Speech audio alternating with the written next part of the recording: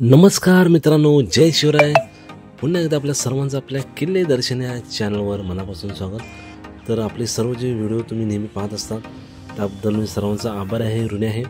तर आज पुन्हा आपण नवीन माहितीसह आपण भेटत आहोत. तर कोल्हापूर जिल्ह्यातील जे आपण सातेरी आसरा या रोडच्या आसपास आपल्याला भैरेश्वर नावाचं जे गाव लागतं त्याच परिसरामध्ये जात असताना आपल्याला सुंदर आणि असं पुरातन असं महादेवाचं मंदिर आपल्याला पाहायला मिळालं. त्याचं दर्शन आपण घेण्यासाठी जात आहोत. तर जात असताना आपल्याला हे ऐतिहासिक इतिहासाच्या असणारे साक्षीदार या असणाऱ्या पाऊलखाना हे आपल्या हृदयाच्या अंतःकरणामध्ये आपल्याला प्रेरणा देत असतात. तर चला, आज आपण पुन्हा एकदा नवीन माहितीसह आपण भेटत आहोत. तर हा जो ऐतिहासिक वारसा आहे याचे आपण वारसदार नक्कीच आपण आहोत. म्हणून वारसदार या नात्याने या देवधर्माचा वारसा आपण जपलाच पाहिजे. आणि तो जपला नाही तर पुढील पिढ्या आपल्याला दूषण दिल्याशिवाय राहणार नाहीत, हे नक्कीच आहे. त्यामुळं या ऐतिहासिक वारसाचं जतन होणं खूप गरजेचं आहे आणि त्याचं दर्शन घेणं हे आपलं कर्तव्य आहे. तर चला,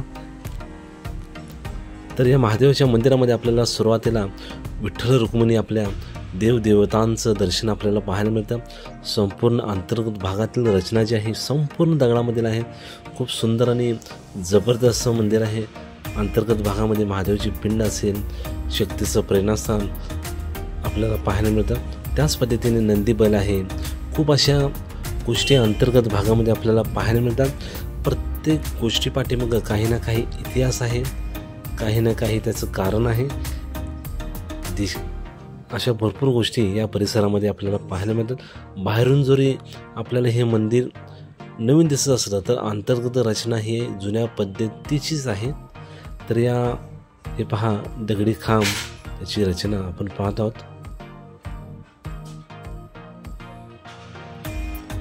महादेवाची पिंड, त्याच पद्धतीने बाहेरील बाजूस आपल्याला जी मुख्य दरवाजाची रचना आहे त्याच्याबरोबर डाव्या साईडला आपल्याला गणपतीरायाची मूर्ती असेल, आपल्या देवताची मूर्ती आहे. त्याच पद्धतीने हे भाग अंतर्गत भागांमध्ये दगडी बांधकाम जे आहेत हे आपल्या लक्षात येईल.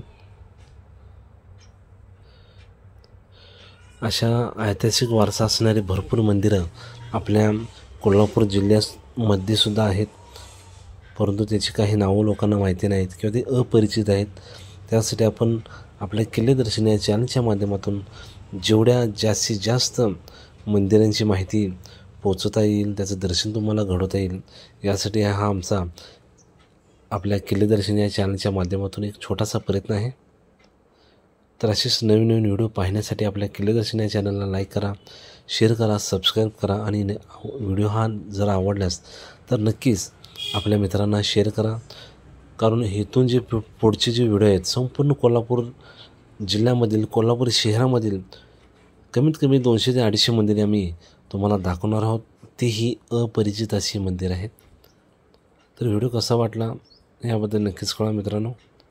तर चला, पुन्हा एकदा आपल्या देवदेवतांच्या चरणाशी नतमस्तक होऊन पुढचा प्रवास आपण करू. तर चला.